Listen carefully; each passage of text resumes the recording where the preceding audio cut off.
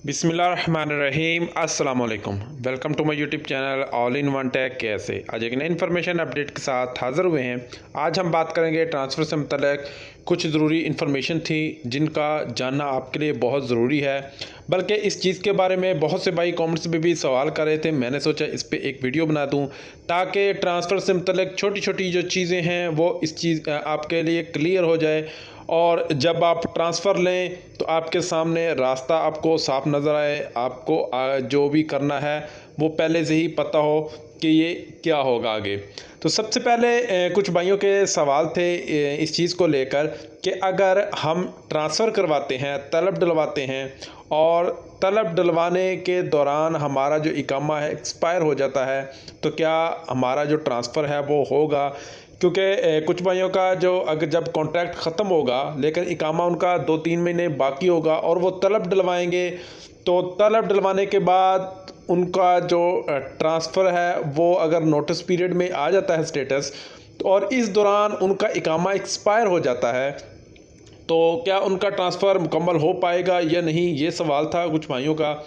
आपका कॉन्ट्रैक्ट ख़त्म था, इकामा बाकी था, आपने तलब डलवाई, आपका जो सिलसिला है नोटिस पीरियड में चला गया 90 डेज़ के।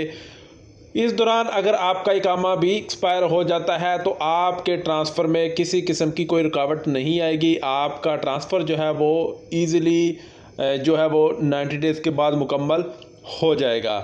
इसमें आपको किसी किस्म का इशू नहीं होगा।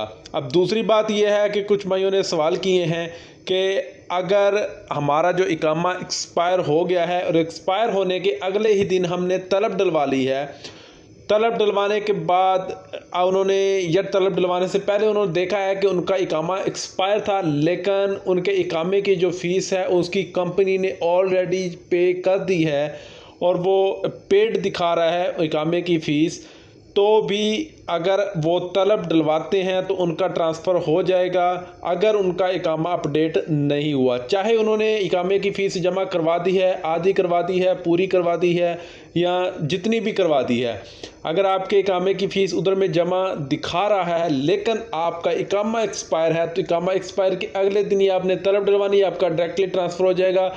इसमें कोई मसला नहीं होगा कि आपके इकामे की फ़ीस जमा है। इकामे की फ़ीस जमा ज़रूरी नहीं, इकामा अपडेट होना ज़रूरी है। अगर इकामा अपडेट नहीं है, एक्सपायर हो गया है तो आप ट्रांसफ़र करवाएं, आपका ट्रांसफ़र जो है वो आसानी के साथ हो जाएगा। और कुछ भाई सवाल कर रहे थे कि सर हमें कोई ऐसा तरीका बताएं कि जब हम तलब डलवाएं तो हमारा डायरेक्टली ट्रांसफ़र हो जाए, हमें इंतज़ार नहीं करना पड़े 90 डेज़ का।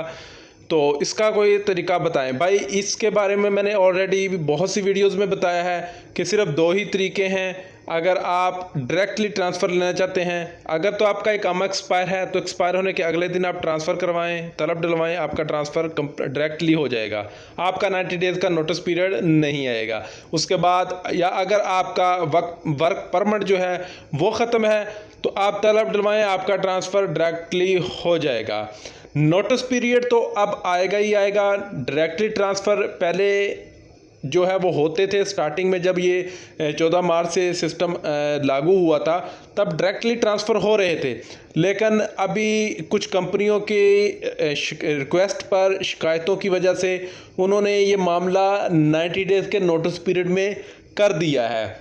90 डेज़ का नोटिस पीरियड तो आपको लाजमी ही जो है वो पूरा करना है। ये आपके कॉन्ट्रैक्ट में भी लिखा है कि अगर आप किसी कंपनी से ट्रांसफ़र दे रहे हैं या कंपनी को छोड़ के जाना चाहते हैं, रिज़ाइन करना चाहते हैं तो आपको 90 डेज़ 90 दिन पहले जो है उनको नोटिस देना होगा।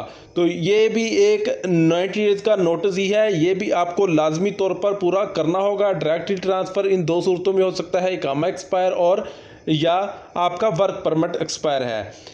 अभी ये pending for current employer approval का सिस्टम जो है वो काफ़ी हद तक जो है वो ख़त्म हो चुका है। आगे जाकर ये बिल्कुल ही ख़त्म हो जाएगा। आपको अपनी करंट कंपनी को बस बताना होगा, आपको नोटिफिकेशन आपकी करंट कंपनी को जाएगा कि फ़लाँ आदमी ट्रांसफ़र ले रहा है।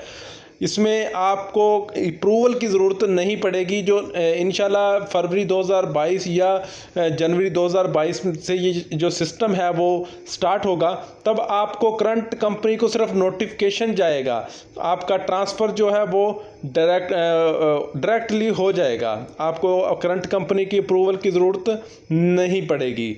उम्मीद है कि सब भाइयों को इन सब इन्फॉर्मेशन की समझ आ गई होगी। फिर भी अगर आपका कोई सवाल, मुख्तलिफ सवाल है इन इंफॉर्मेशन से डिफरेंट है, तो आप नीचे कमेंट्स बॉक्स में मैसेज कीजिए। इंशाल्लाह जो भी आपके सवाल का जवाब होगा वो आपको ज़रूर देंगे।